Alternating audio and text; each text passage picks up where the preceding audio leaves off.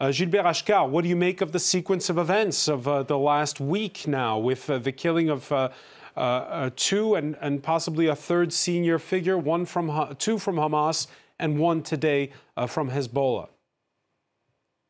Well, I think that points to the obvious fact that Israel waited until the intensive bombing campaign that has been going on in Gaza, which has reached those genocidal proportions that we have seen, that this bombing campaign comes to an end and they can move there, as they have announced, to a lower intensity phase of the war in Gaza. So they waited until then to turn towards the northern front, towards Lebanon, which they have been doing now. Now, of course, I don't expect Israel to think of a new invasion of Lebanon, but what they are threatening with, and which is what the Minister of Defense, Israeli Minister of Defense, Yoav Gallant, threatened with from the beginning and earlier last summer already, to destroy Lebanon, to apply the so-called Dahia doctrine once more in Lebanon, which is a massive destruction like we have seen in Gaza. So this threat remains on the table. It is now reactivated since the major phase in Gaza is over, of bombing, I mean. And of course, now it all depends on the United States, because Israel cannot engage in a new exchange of very intensive bombing with Lebanon, with Hezbollah, without U.S. participation. The United States has been instrumental, has been absolutely crucial for the war that Israel waged on Gaza. It is basically the first joint U.S.-Israeli war ever, because it has been done with an airlift, permanent airlift of U.S. material to Israel. Whatever claims the Biden administration has, it has been integral part of this war on Gaza. Yeah, it's been airlifting ammunition on a daily basis, Gilbert Achcar. But does the United States want to back a campaign against Lebanon? Well, I would presume not. But I mean, it's difficult to see how much this administration is willing to coerce Israel, to tell Israel, look, we are not going to help you on this. We are not going to provide you with what you need to carry on another intensive bombing campaign. I haven't seen signs of such attitude from the administration. We have seen only hypocritical moral admonishment to Israel and a lot of concern about the day after in Gaza, which is quite far, actually, and nothing as concrete measures. So we have to see what this Biden administration would do, especially that they know that the Republican right and Donald Trump, and we have presidential election, as you know, next fall in the United States, will be there outbidding them at first opportunity. Charles Freilich, your reactions listening to the words of the U.S.'s top diplomat? Well, I think the Secretary stated forcefully and clearly the American positions that have been pretty apparent since the beginning of the war. The U.S. certainly does not want to see a further escalation and an expansion of the war, and that's understandable, and that's a sentiment that most of us, I hope, share. But I'd like, with your permission, to comment on a couple of the things that were said earlier by some of the other participants.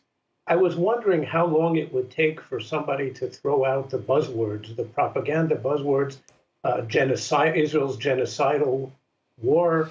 I was happy to hear that we were not accused this time of apartheid, racism, Nazism, and all sorts of other horrific things. If one wants to talk about a genocidal war, Hamas, their charter officially states that their objective is, I quote, the obliteration of the state of Israel. Now, talk about genocide.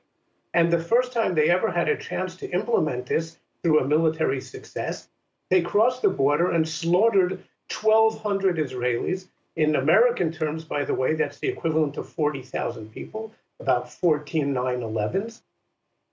Israel is fighting here a defensive war, even if sometimes the defense has to be carried out offensively. This Right, is but about it's not how it's perceived by the rest of the world after more than 3 months. When you see the casualty toll in Gaza, when you see, for instance, the killing over the weekend of those 2 journalists who were covering the conflict. No journalists are ever targeted intentionally. And the war, if it happens against Hezbollah, is a war of self-defense. And the fact that people may perceive it differently doesn't make them right. Public opinion changes over numerous things over the time. And I'm not saying, by the way, that Israel is above criticism. No country is. But in terms of a war, a genocidal war, it really takes a certain degree of gall to present it in those terms. And the secretary, the U.S. can't force Israel's hand, whether it's in Lebanon or in Gaza. It certainly has a lot of influence. But the reason that the U.S. has not put heavy pressure on Israel to stop the war in Gaza, it's tried to affect how Israel goes about waging it, maybe. And Israel actually, in the end, came to the same conclusion anyway, and it's transitioning now. But the reason that the U.S. has supported the Israeli position overall till now is because it supports it, because it understands that it is a defensive war. Right. So Gaza is one thing. What about that question that was put by that reporter to the U.S. Secretary of State? How much leverage does the United States have over Israel when it comes to Lebanon, and how far it escalates there? Well, again, the U.S., of course, has leverage over Israel. We're close allies, and Israel is highly dependent on the U.S., but it's not complete control, nor does the U.S. seek complete control. And again, as in the Gaza case, fundamentally, the U.S. supports the Israeli position. Hezbollah is also formally committed to Israel's destruction, has been waging this war since it was established in 1983. And this didn't start with the attack today or last week. It didn't actually start with the attacks that have been ongoing since October 7th. It's been going on for 40 years now.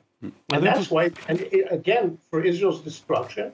And that's why the U.S. supports Israel in this fundamentally. Do you feel, Gilbert Achcar, as though now the pressure is building on Israel's prime minister to wind it down?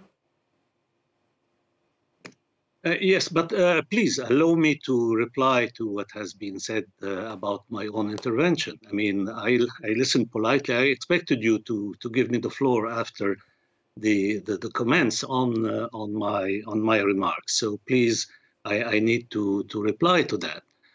The former Israeli security official said that I mean the equivalent of 40,000 Americans were killed on October 7th.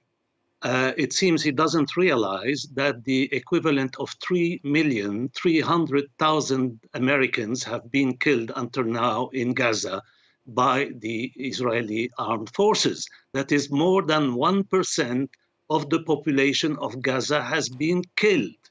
And that is not to mention 80% of the territory destroyed, not to mention 85% or 90% of the population displaced, and without getting the necessary food and other needs that they have.